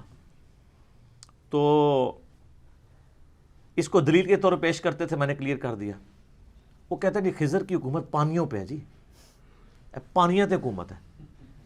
اچھا آپ کو پتہ ہے یہ موسیٰ اور خضر والا واقعہ جو ہے یہودیوں کے ہاں بھی ملتا ہے، لیکن وہ خضر کی بجائے اس واقعے کو حضرت الیاس کی طرف منسوب کرتے ہیں. اور تالمود کے اندر ملتا ہے یہ واقعہ. تو قرآن نے اصلاح کر دی ہے کہ وہ نہیں تھے. بخاری مسلم میں آیا کہ وہ خضر تھے. باقی واقعہ ان کے ہاں بھی ملتا ہے، وہ مانتے ہیں اس واقعے کو. تو وہ کہتے ہیں پانیوں پہ حکومت ہے. جی اچھا جی سبزے پہ حکومت ہے. سبزے پہ حکومت نہیں. وہ بخاری میں حدیث ہے کہ نبی علیہ السلام نے فرمایا خضر کا نام خضر اس لیے پڑا کہ ایک خشک زمین پہ بیٹھے تھے، جب اٹھے تو وہاں پہ کھیت اگائے، ہریالی ہو گئی. اور عربی میں خضر کہتے ہیں گرین کلر والا، تو اس کی وجہ سے ان کا نام خضر پڑ گیا. ٹھیک ہے. تو وہ تو فرشتوں کے ساتھ ہے ایسا معاملہ. قرآن پاک میں نہیں آتا. یہ بچھڑے کے اندر جو وہ ایک مٹھی سامری جادوگر نے جو ڈالی تھی، وہ قرآن میں موجود ہے نا کہ وہ مٹھی کہاں سے لی تھی. اس نے فرشتے کو دیکھ لیا تھا. فرشتے کے جو قدموں کے نشان تھے نا وہاں سے اس نے وہ مٹھی بھرے گی اور وہ سونے کے بچھڑے میں ڈالی تو اس میں سے آواز نکلنا شروع ہو گئی. ظاہر ہے وہ فرشتوں کے ساتھ تو اللہ نے یہ چیزیں ایسی اٹیچ کی ہیں. یہاں پہ بھی خضر ایک فرشتہ ہے، وہ جہاں پہ بیٹھتے ہیں وہاں پہ سبزہ اگایا جاتا ہے. پانیوں پہ حکومت کہاں سے ہے سر؟ پانی پہ اللہ کی حکومت ہے سر. اور میں آپ کو اوریجنل واقعہ بتاؤں اپنا ذاتی. اسلام آباد میں میرا ایک گھر ہے الحمدللہ ذاتی. 2010 میں نے بورنگ کا ٹھیکہ کیا. اسلام آباد میں سب سے بڑا مسئلہ پانی کا ہے. آج کل بھی آپ سنتے ہوں گے واٹر ٹیبل دن بدن نیچے جا رہا ہے. ویسے تو اکثر نکلتے ہی نہیں ہے. سیپیج کا پانی جو نکلتا ہے 10 منٹ سے زیادہ موٹر نہیں چلتی تو پانی ختم ہو جاتا ہے. تو میں نے اللہ کا نام لے کے بورنگ کا ارادہ کیا. تو مجھے یاد ہے میں نے اشراق کے 2 نفل پڑھے اور اس کے بعد میں نے دعا کی کہ اللہ پانی تو تیرے قبضے میں ہے، تو نے دینا ہے. تو میں نے اس کو نہ بلایا بورنگ والے کو. میں نے کہا یہاں تم نے کنواں کھودنا ہے. کہتے نہیں خاص جگہ ہے. میں کہا نہیں، میں نے جو اپنی پائپنگ سیٹ کرائی ہے وہ اس کے حساب سے کرائی ہوئی ہے، تو ادھر ذرا فیزیبل رہے گا، خاص والا نہیں ہے. کہنا نہیں وہ ایک مائی حساب لاندی ہے. انہوں پتہ ہی نہیں سی کہ میں تے بابے مارے ہوئے نے مائیاں کے چیز نے. میں کہا نا ਮਾਈ ਹੈ। ਮੈਂ ਕਿਹਾ ਮਾਈਆਂ ਚਾਹੀਏ ਨਹੀਂ। ਅੱਛਾ ਕਹਿੰਦਾ ਅੱਛਾ ਇਸ ਤਰ੍ਹਾਂ ਕਰੋ ਤੁਸੀਂ ਇਹ ख्वाजा खिजर ਦੇ ਨਾਂ ਦਾ ਨਾ ਇੱਕ ਬੱਕਰਾ ਦੇ ਦਿਓ ਤੇ ਪਾਣੀ ਤੁਹਾਡਾ ਨਿਕਲ ਆएगा। ये वो बंदा है जिसने NED यूनिवर्सिटी, ये जो यूनिवर्सिटी है नस्ट यूनिवर्सिटी इस्लामाबाद में, उसके 50 बोर इस बंदे ने निकाले हुए हैं। सबसे बड़े लेवल का उसका कारोबार है, दाढ़ी रखी हुई है और अकीदा आप देख लें। कहते जी ख्वाजा खिजर दी पानियां ते हुकूमत है ਤੇ ਉਹਨਾਂ ਦੇ ਨਾਂ ਦਾ ਬੱਕਰਾ ਦਿਓ ਤੇ ਇਨਸ਼ਾਅੱਲਾ ਪਾਣੀ ਨਿਕਲੇਗਾ। ਉਹ ਮੈਂ ਕਿਹਾ ਖਿਜ਼ਰ ਹੋਵੇ ਜਾਂ ਕੋਈ ਵੱਡੇ ਤੋਂ ਵੱਡਾ ਇਨਸਾਨ अपना पेशाब नहीं रोक सकता, मेरा पानी कोई रोक सकता है? अल्लाह ने अगर मनु देना है। वो कांपना शुरू हो गया उसको कॉन्फिडेंस लेवल नजर नहीं आता, उन्होंने पता ही नहीं सी। कहता जी हुण तां तुहाडा पानी निकलना ही नहीं, लिखा लो मेरे को।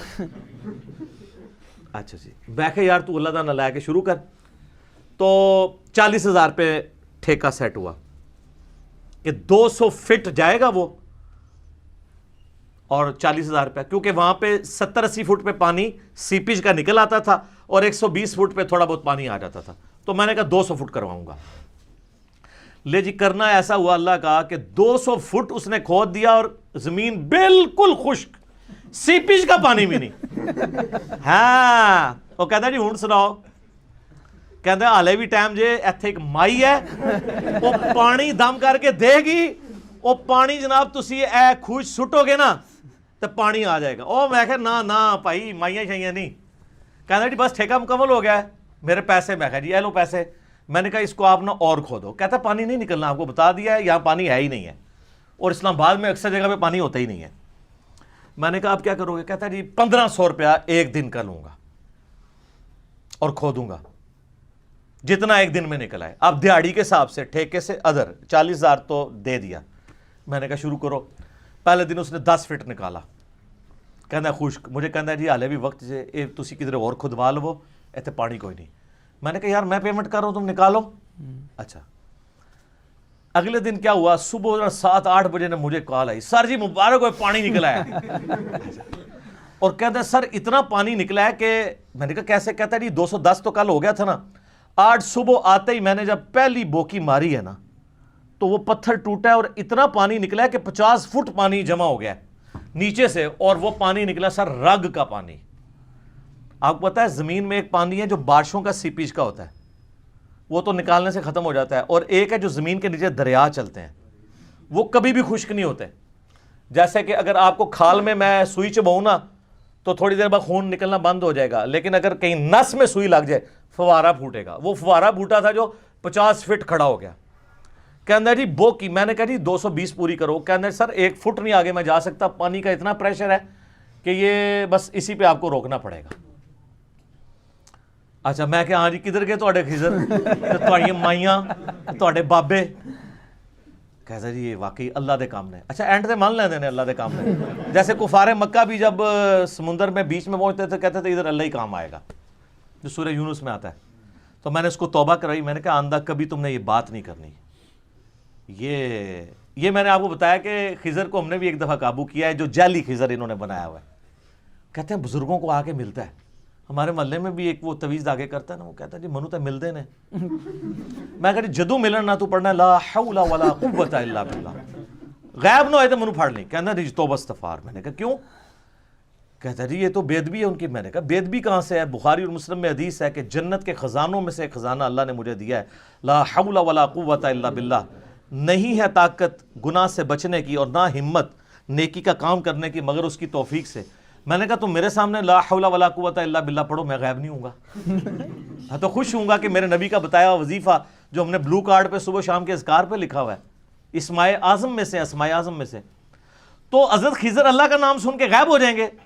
ला हौला वला कुव्वता इल्ला बिल्लाह सुनकर कौन गायब होता है?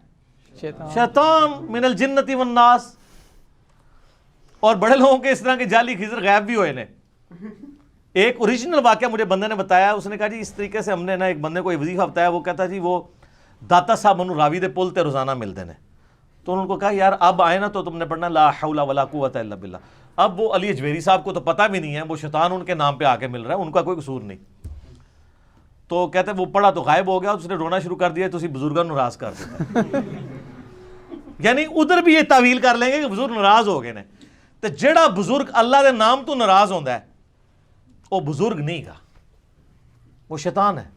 اللہ کا نام سن کے تو بزرگ خوش ہوں گے. ٹھیک ہے, نبی علیہ السلام کے سنت وظائف ہیں. تو یہ وہ کہتے ہیں پانیوں پہ حکومت, سر کسی کی کسی چیز کے اوپر کوئی حکومت نہیں ہے, اللہ ہی اللہ ہے. اللہ اکبر کبیرا والحمد للہ کثیرا وسبحان اللہ بکرۃ واصیلا. سر وہ 10 فٹ کے فاصلے پہ ایمان اور کفر تھا میرے اس بورنگ کے, پانی تو نکلنا ہی تھا, وہ خضر یا مائی یا بابے کے کھاتے میں ڈال جانا تھا. اور اکثر یہی ہوتا ہے. میرے ایک بڑے قریبی جاننے والے ہیں, وہ انگلینڈ سے ٹکٹ کٹا کے پاکستان آئے, ان کو خواب میں, ان کی اولاد نہیں تھی, تو خواب میں اشارہ ہوا کہ فلاں بزرگ کے دربار پہ جاؤ تو اللہ تمہیں بیٹا دے دے گا. سر خواب وہ کہتے ہیں جی جناب غیبی خبر باقی ہے, بخاری مسلم میں حدیث ہے. اچھا جی, اس کی قسمت اچھی کہ وہ پہلے دن ہی میرے درس میں بیٹھا. ان دنوں میں گھر میں چھوٹی سی مجلس کرتا تھا, 2008-9 کی بات ہے. اس نے جب درس سنا نا مزارات کے بارے میں, قبروں کے بارے میں, بابوں کے بارے میں, انہوں نے کہا جی میں بے اولاد مر جانا ہے, میں بابے کسی کو نہیں جانا. اچھا جی, وہ آیا اسی کے لیے ٹکٹ کٹا کے تھا. جیسے ہی واپس گیا, اس کی وائف کی طبیعت خراب ہوئی, وہ ڈاکٹر کے پاس لے کے گیا تو انہوں نے کہا کہ آپ کی تو پریگنینسی ٹھہرے ہوئے 40 دن سے زیادہ ہو چکے ہیں. یعنی وہ خواب سے پہلے پریگنینسی ٹھہر چکی ہوئی تھی, وہ بابے کے کھاتے میں ڈلنی تھی جو اللہ کی تھی. آج ماشاءاللہ ان کا بچہ 8-9 سال کا ہے, اللہ نے ان کو بیٹا دیا. تو وہ جب خواب آیا اس سے پہلے ہی یہ, کیونکہ پریگنینسی کا تھوڑے دنوں کے بعد پتہ چلتا ہے, تو یہ اکثر بابوں کے کھاتے میں جو واقعات ڈلے ہوتے ہیں نا, وہ اس طرح ڈلے ہوتے ہیں, وہ اللہ کے ہوتے ہیں, وہ بابوں کے کھاتے میں ڈالے ہوتے ہیں. یہاں بھی اگر کوئی کمزور ایمان والا ہوتا تو جا کے مائی سے دام کرواتا اور پھر نکل بھی آتا تھا. پوری زندگی نہ انہیں قرآن پڑھنا سی, نہ بخاری نہ مسلم, انہیں مائیاں اور بابیاں پیچھے جانا سی. ٹھیک ہے, اسی لیے تو سر ہم کہتے ہیں کہ مرنے سے پہلے اے مسلمان کر لے اس پہ غور, کتابوں کا خدا اور ہے, بابوں کا خدا اور. ہم آپ کو کتابوں کے خدا کا تعارف کروا رہے ہیں, اور جب آپ غور کریں گے تو آپ جھوم کے کہیں گے, ضرور کہیں گے کیا, کہ نہ میں وابی نہ میں بابی, میں ہوں مسلم علمی کتابی. تو یہ اس طریقے سے جھوٹی تعویلات اس واقعے سے جو سہارا لیتے تھے, میں نے اللہ کے فضل سے ان معاملات کو کلیئر کر دیا. سورہ آل عمران میں بھی آتا ہے, آیت نمبر 81 اور 82 میں اللہ تعالیٰ نے عالم ارواح میں تمام نبیوں سے عہد لیا تھا کہ اے نبیوں, جب میں تمہیں نبوت دوں اور میرا کوئی اور پیغمبر آ جائے تمہاری زندگی میں, تو تم نے اس کی تصدیق ضرور کرنی ہے, اور اس پہ مجھ سے وعدہ کرو اور بھاری ذمہ میرا اٹھاؤ, میں بھی تمہارے ساتھ گواہ ہوتا ہوں. اور اس وعدے کے بعد جس نے خلاف ورزی کی وہ ظالموں میں ہو جائے گا, وہ فاسق ہو جائے گا. یہ نبیوں کی روحوں سے اللہ نے عہد لیا تھا کہ تمہارے زمانے میں اور پیغمبر آئے اس کی تصدیق کرنی ہے. آپ دیکھ لینا, حضرت عیسیٰ علیہ السلام کی تصدیق کی یحییٰ علیہ السلام نے, ایک زمانے میں تھے.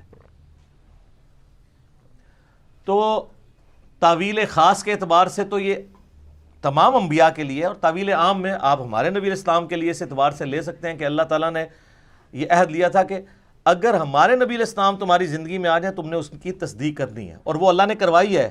واقعہ معراج میں جو صحیح مسلم میں حدیث ہے کہ تمام نبیوں کا امام اللہ نے بیت المقدس میں مجھے بنایا جبرائیل علیہ السلام کے ذریعے, اور وہ دنیا میں وہ بات پوری ہوئی. میں ایک معصومانہ سوال کرتا ہوں کہ نبیوں کی نبوت چھن جانی ہے اگر وہ رسول اللہ پر ان کی زندگی میں ایمان لا کر ان کی مدد نہیں کریں گے. سورہ آل عمران 81-82.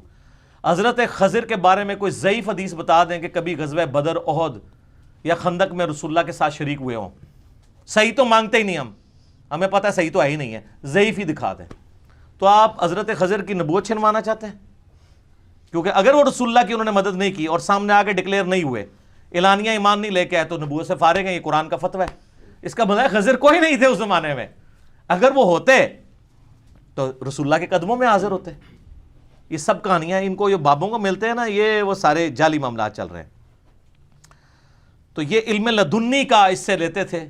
وہ جو سورہ الکہف میں وہ حضرت خضر کہتے ہیں وَعَلَّمْنَاهُ مِن لَدُنَّا عِلْمًا, وہ کہتے ہیں یہ سینہ وسینہ علم چلتا ہے. ویسے میں نے 55A مسئلہ ریکارڈ کروایا ہے علم لدنی کے اوپر, آپ دیکھ سکتے ہیں. بخاری اور مسلم دونوں میں حدیث ہے. سیدہ عائشہ نے کہا سلام اللہ علیہا, جس شخص نے یہ کہا کہ نبی علیہ السلام نے دین کی جو باتیں اللہ نے آپ کو بتائی تھی وہ چھپا لی ہیں امت سے, اور اسی میں امپلائیڈ ہے کہ خاص لوگوں نے دسیاں نے, باقیوں نہیں دسیاں. وہ اللہ اور اس کے رسول پہ جھوٹ باندھنے والا ہے. اور اما عائشہ نے اس کے ساتھ وہ آیت پڑھی سورۃ المائدہ کی آیت نمبر 67, یا ایھا الرسول بلغ ما انزل الیک من ربک, جو اکثر وہ شیعہ پیش کرتے ہیں غدیر خم کے حوالے سے کہ اے رسول اللہ جو کچھ اللہ نے آپ کو وحی کیا ہے وہ آپ پہنچا دیں اپنی امت کی طرف, اور اگر آپ نے نہ پہنچایا تو آپ نے رسالت کا حق ادا نہیں کیا. تو اما عائشہ کہتی ہیں کہ اس آیت کے تحت نبی علیہ السلام نے کوئی بات امت سے نہیں چھپائی, اعلانیہ بتائی ہے. تو یہ کہتے ہیں خاص علم خاص لوگوں کو دیا ہے. سر اس امت میں اگر کوئی سب سے خاص بندہ تھا نا تو مولا علی تھے. بخاری اور مسلم متفق علیہ حدیث ہے, مولا علی رضی اللہ تعالیٰ عنہ علیہ السلام سے کسی نے آ کے پوچھا کہ یا امیر المومنین, آپ رسول اللہ کے خاص بندے تھے, کیا آپ کو رسول اللہ نے کوئی ایسی خاص باتیں بتائی ہیں جو باقیوں کو نہ بتائی ہوں؟ ہائے ہائے ہائے ہائے, اب میں نبی علیہ السلام نے ہمیں وہی دین سکھایا جو باقیوں کو سکھایا ہے. ہاں ایک فہم قرآن ہے جو ہر مؤمن کا اپنا حصہ ہے کہ اس میں سے کتنا حاصل کرتا ہے. ظاہر ہے جی آپ قرآن پہ غور و تفکر کرتے ہیں, آپ پہ زیادہ راز کھلیں گے.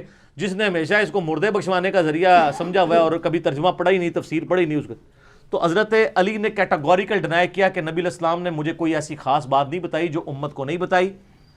پھر انہوں نے اپنے تلوار کی نیام میں سے ایک صحیفہ نکالا, شکر ہے نکال کے وہ دس دیتا کہ کیا ہے. انہوں نے کہا یہ نبی علیہ السلام نے ہمیں وصیتیں لکھوائی تھی کہ کسی مسلمان کو کافر کے بدلے میں قتل نہیں کیا جائے گا بلکہ اس کی دیت دی جائے گی اگر کوئی مسلمان کافر کو قتل کر دے. اور قیدیوں کے احکامات, ظاہر قیدیوں کے احکامات مولا علی کو بتانا تھا نا. جنگ جمل صفین ارمان تو مولا علی نے لڑنی تھی نا, وہ اور مسلمانوں کے خلاف وہ جنگیں تھی نا, تو مسلمان قیدیوں کے ساتھ کیا سلوک کرنا ہے, یہ نبی علیہ السلام کی زندگی میں تو ایسا کوئی اسوہ نہیں ملتا کیونکہ ادھر تو سارے ایک لیڈر پہ متفق تھے. تو مولا علی کو بتایا نا کہ قیدیوں کے ساتھ کیا کرنا ہے, تو دیکھیں نا کیا اس نے سلوک کیا. پھر جنگیں جیت کے بھی سب کے ساتھ اس نے سلوک کیا مولا علی نے, اور کہا کہ اس میں یہ بھی لکھا ہے کہ جو شخص اپنے باپ کا نام بدل لے اس پہ اللہ کی لعنت, اللہ کے فرشتوں کی لعنت اور تمام لعنت کرنے والوں کی لعنت. اور جو شخص مدینے میں بدعت کو جاری کرے اس پہ اللہ کی لعنت, اللہ کے فرشتوں کی لعنت اور تمام لعنت کرنے والوں کی لعنت. جس کا اول مصداق یزید ابن معاویہ بنا مدینے کی بے حرمتی کر کے. یہ وہ باتیں تھیں جو اس میں لکھی تھیں. اور ایک اور بات لکھی تھی کہ جو غیر اللہ کے نام کی قربانی کرتا ہے اس پہ اللہ کی لعنت, اللہ کے فرشتوں کی لعنت, تمام لعنت کرنے والوں کی لعنت. تو یہ ساری باتیں تو آلریڈی ہمیں موجود ہیں قرآن پاک کے اندر, احادیث کے اندر, ہمیں معلوم ہے. تو مولا علی کو بھی کوئی خاص علم نہیں دیا, وہی علم ہے. اور سر مجھے بتائیں حجۃ الوداع پہ جب نبی علیہ السلام اعلانیہ کہہ رہے تھے, بخاری مسلم میں یوم النحر کا خطبہ بھی ہے اور یوم عرفہ کا خطبہ الموطا امام مالک اور مستدرک الحاکم میں کہ اپنے بعد دو چیزیں چھوڑ کے جا رہا ہوں, اللہ کی کتاب اور اس کی سنت, اسے مضبوطی سے پکڑ لو کبھی گمراہ نہیں ہوگے. اور پھر آپ نے پوچھا کیا میں نے اللہ کا پیغام پہنچا دیا؟ تو سب نے کہا بلا یا رسول اللہ, آپ نے پہنچایا, حق ادا کر دیا. ادھر کوئی بندہ نہیں کھڑا ہوا کہ یا رسول اللہ ایڈی مینوں خاص گل دسی ہے او میں اگے دس دیواں علم لدنی نا. پرانیاں کہانیاں, پرانے بابے, پرانے فرقے, پرانے بزرگ, ختم. ساڈی ناں نال ہی ختم ہو جاندے نے سارے. ناں بڑی قیمتی ہے, اے تہاڈا کلمہ ہی تو سٹارٹ ہوندا ہے. لا نہیں, کوئی معبود نہیں سوائے اللہ کے, نہ کوئی بزرگ نہیں سوائے محمد رسول اللہ صلی اللہ علیہ وسلم. اور جو ان کا ہو جائے وہ ہمارے سر کا تاج, اور جو ان سے بغاوت کرے وہ بابا آپ کو مبارک. مجھے کہتے ہیں یار یہ اتنے اتنے بزرگوں کے نام اس طرح لیتا ہے جیسے گلی ملی کے دوست ہیں, اتنے اتنے مفتیا کے. وہ سر ہم تو کچھ سمجھتے ہی نہیں ہے تو ہم نام ان کا کیوں ادب سے لیں؟ ہم تو ان کو دلائل سے ثابت کر رہے ہیں کہ ان کے عقیدے گستاخانہ ہے. شکر کریں کہ ہم آگے پیچھے لانتے لگا کے نام نہیں لیتے, احترام سے ہی لیتے ہیں, صاحب کہہ کے لیتے ہیں. تو خوف خدا کرے. تو مولا علی نے کہا کہ ایسی کوئی بات نہیں. پھر غدیر خم پہ بھی آپ صحیح مسلم میں اوپر تلے 4 حدیث ہیں انٹرنیشنل نمبر کے مطابق 6225 سے لے کے 6228 تک. اس میں بھی قرآن اور اہل بیت ہے. غدیر خم پہ میرا کلپ لاکھوں لوگوں نے دیکھا, آپ دیکھ لیں. وہاں پہ بھی ہے کہ اہل بیت کے ساتھ اس نے سلوک کرنا ہے. قرآن اللہ کی کتاب ہے, اس میں ہدایت ہے, اس میں نور ہے, یہ اللہ کی رسی ہے, اس کو پکڑو, اپنا تعلق اس کے ساتھ مضبوط کرو. جو اسے پکڑے گا وہ ہدایت پہ ہوگا, جو چھوڑ دے گا گمراہ ہو جائے گا. کتاب اللہ کتاب اللہ کتاب اللہ. اور دوسری چیز اہل بیت ہے. میرے اہل بیت کے معاملے میں تمہیں اللہ کا خوف دلاتا ہوں. آپ کو بتا دیا گیا تھا کہ آپ کی امت کام ڈالے گی ان کے ساتھ, ٹھیک ہے. تو یہ وہ چیزیں تھیں، وہ کبھی علم لدنی بنا دیا، کبھی کہتے ہیں جی کچھ آپ کو پتہ ہے، وہ خاص باتیں بتائی ہیں، وہ خاص باتیں خاص لوگوں کو بتائی ہوئی ہیں. سر کوئی نہیں ہے. اچھا پھر وہ کہتے ہیں وہ جی صحیح بخاری میں ہے نا کہ حضرت ابو ہریرہ کہتے ہیں میں نے نبی علیہ السلام سے 2 پیالے لیے ہیں یعنی علم کے، ایک میں نے تمہیں بتا دیا، دوسرا بتاؤں تو تم میری گردن کاٹ دو. وہ کہتے ہیں جو دوسرا نہیں نہ بتایا وہ اسی قسم کے پٹھے کام تھے، یعنی یہ پٹھے کام میں الٹے کام، ورنہ وہ بتا دیتے. تو سر آپ کے تصوف کے کس سلسلے میں حضرت ابو ہریرہ آتے ہیں؟ کسی بھی نہیں. تو وہ علم لدنی تو ابو ہریرہ کو ملا تھا، اور مولا علی کہہ رہے ہیں کہ کوئی اور نہیں چیز ہے، تو ابو ہریرہ کو آپ مولا علی سے اوپر کر رہے ہیں. اور سر بخاری میں ہی اس کی تشریح موجود ہے. حضرت ابو ہریرہ کہتے ہیں مجھے نبی علیہ السلام نے بنو قریش، بنو امیہ کے ان لونڈوں کے، ان لڑکوں کے نام، ان کے ماں باپ کے نام بھی بتائے ہیں جن کے ہاتھوں امت کی تباہی ہونے والی ہے. اور صحیح مسلم کے الفاظ ہیں کہ نبی علیہ السلام سے صحابہ نے پوچھا کہ یا رسول اللہ جب ایسا معاملہ ہو تو آپ نے فرمایا کاش میری امت اس قبیلے سے الگ ہو جائے جو میری امت کی اینٹ سے اینٹ بجا دے گا، بنو امیہ. اور وہی ابو ہریرہ مسند ابی یعلا میں موجود ہے کہ وہ کہتے ہیں نبی علیہ السلام نے اپنی وفات سے چند دن پہلے ایک خواب دیکھی کہ ان کے ممبر کے اوپر بندر کود رہے ہیں. تو حضور کو وفات تک کسی نے مسکراتے ہوئے نہیں دیکھا. آپ فرمایا کہ میں نے آل مروان بنو امیہ کے بندروں کو اپنے ممبروں پہ دیکھا ہے، اپنے ممبر کے اوپر، یعنی میرے بعد وہ حکمران بنیں گے. اور یار یہ بندر تھے، بخاری کے الفاظ ہیں کہ حضرت ابو ہریرہ جس زمانے میں یہ بات کر رہے ہیں انہی بندروں کی تو حکومت تھی بنو امیہ کی. تو حضرت ابو ہریرہ ڈرتے تھے کہ اگر، کیونکہ وہ مروان ہی تو یہ پوچھ رہا تھا کہ حضرت بتائیں وہ لوگ کون ہیں. انہوں نے کہا اگر میں بتا دوں تو میری گردن مار دی جائے. یعنی تم لوگ ہو، بالکل کلیئر ہے، اس میں علم لدنی نہیں ہے. کیا سے کیا بنا دیا انہوں نے. اور دیکھیں کہانی کیسے پکڑی گئی، ادھر سے پکڑی گئی، دوسری طرف ان کے تصوف کے سلسلے میں حضرت ابو ہریرہ ہی کوئی نہیں ہے. وہ تو سر منافقین کے نام بھی بتائے تھے جو پبلکلی نہیں بتائے گئے، لیکن وہ دین کا حصہ تو نہیں ہے. صحیح بخاری موجود ہے رازدار رسول کون ہے؟ حذیفہ ابن یمان. صحیح مسلم میں موجود ہے حذیفہ ابن یمان کو 12 منافقین کے نام بتائے تھے. نبی علیہ السلام نے فرمایا کہ میرے صحابہ میں 12 منافق ہیں، ان میں سے کوئی جنت میں داخل نہیں ہوگا یہاں تک کہ اونٹ جو ہے سوئی کے ناکے سے گزر جائے. یہ سورۃ الاعراف میں جو ہے وہ محال ایک ایگزامپل دی گئی ہے. تو فرمایا نہیں داخل ہوگا، ان میں سے دبیلا پھوڑا نکلے گا ادھر کمر پہ 8 لوگوں کو. میں نے نہیں پوچھنا کنوں کنوں نکلے ہیں، وہ اپنے بزرگوں سے پوچھ کے چلیں آپ. تو نبی علیہ السلام نے یہ یعنی پہلے ہی فرما دیا تھا. تو وہ منافقین کے نام حذیفہ ابن یمان کو بتائے تھے. ٹھیک ہے.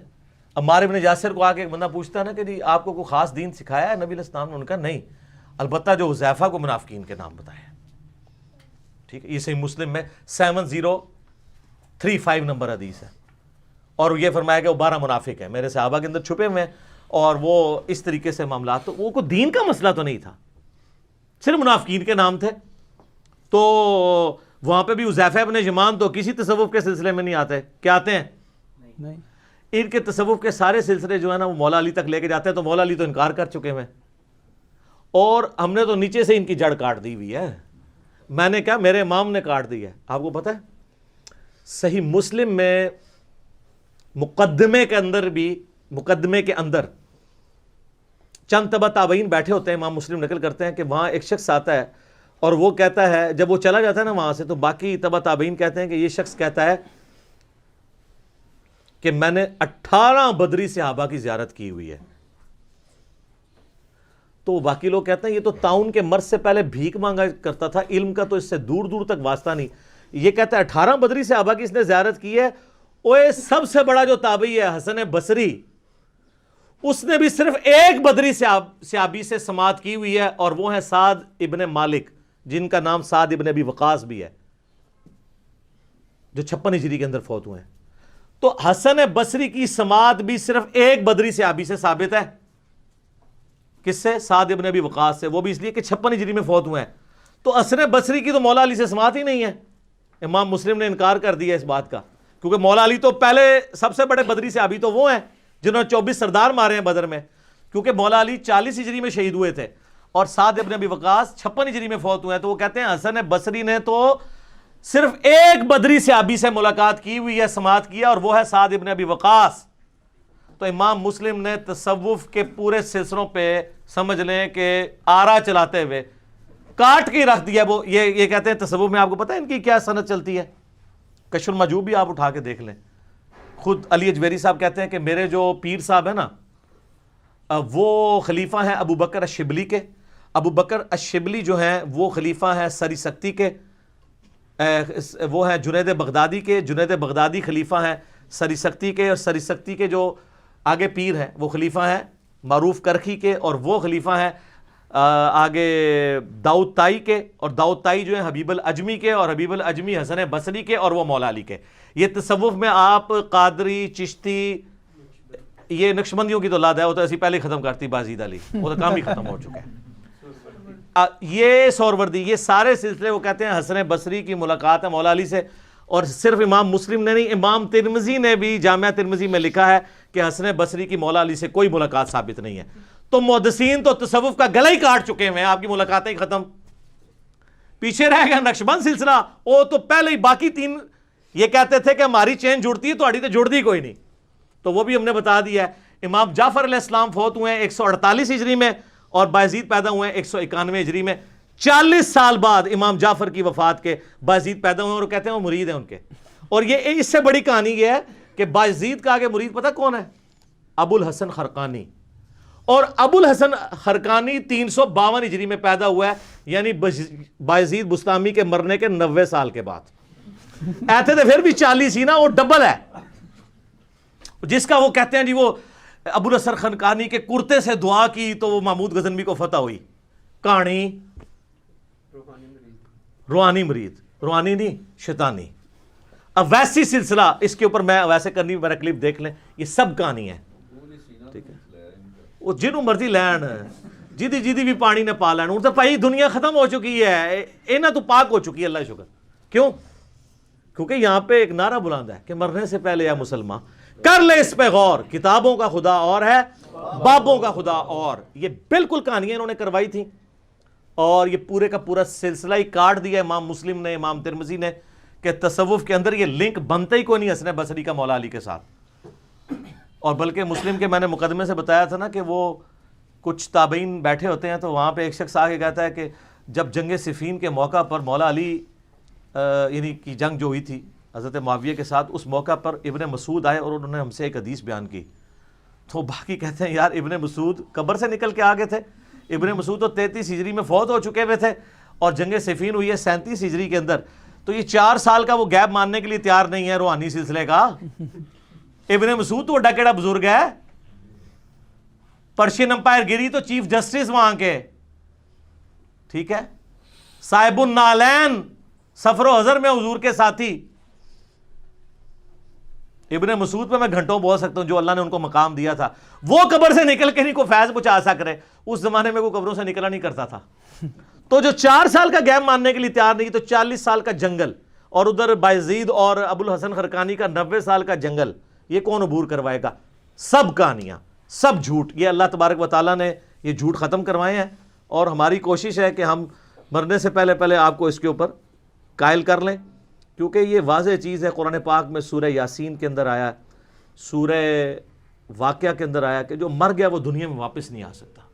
آپ لاکھ کہتے رہے کہ قبر پہ اٹھ کے بھولے پھر اندر وڑ گئے, یہ سب نہیں, سب کہانی ہے جھوٹ. اگر اٹھ سکتا ہے اٹھائیں, ہم جناب بلاتے ہیں انٹرنیشنل میڈیا کو, پورا میڈیا مسلمان ہو جائے گا, ٹھیک ہے. تو باقی مجھے بہت کچھ کہنا ہے, لیکن آپ تخت بلقیس والا میرا کلپ دیکھ لیں سر, ریمارکیبل کلپ ہے. اس کے اندر میں نے ان کی ساری کہانیاں باقی بھی کھول دی ہیں. تو یہ میں نے اس لیے بیان کیا کہ وہ زیادہ سے زیادہ جو نبی الاسلام نے اسپیسیفک بات بتائی جو باقی امت کو نہیں بتائی, وہ منافقین کے نام ہے, حذیفہ ابن یمان کو.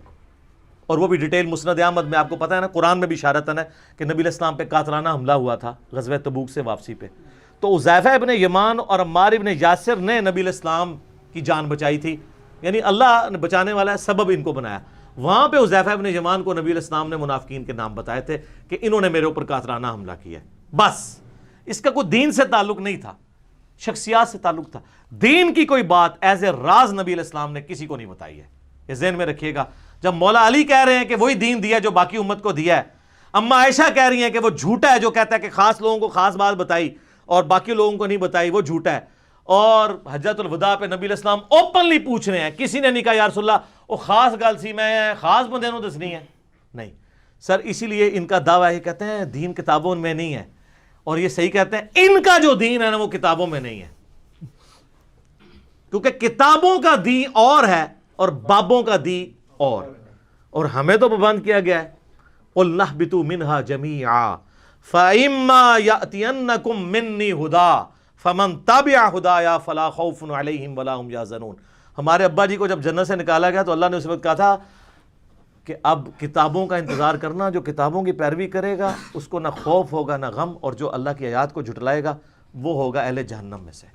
تو سر میں سب سے ریکویسٹ کرتا ہوں کہ مرنے سے پہلے ایک دفعہ مجلس نمبر 100 میری ضرور دیکھیں. کتابوں کا خدا اور ہے, بابوں کا خدا اور. تو انشاءاللہ تعالیٰ آپ کو یہ حقیقت کھل کے سامنے آئے گی کہ ہمیں بڑا ڈی ٹریک کیا ہے ان لوگوں نے. ہماری کسی سے کوئی ذاتی دشمنی نہیں ہے, ہم عام مسلمان کو جھنجھوڑ رہے ہیں صرف یہ کہہ کے کہ مرنے سے پہلے اے مسلمان کر لے اس پہ غور, کتابوں کا خدا اور ہے, بابوں کا خدا اور.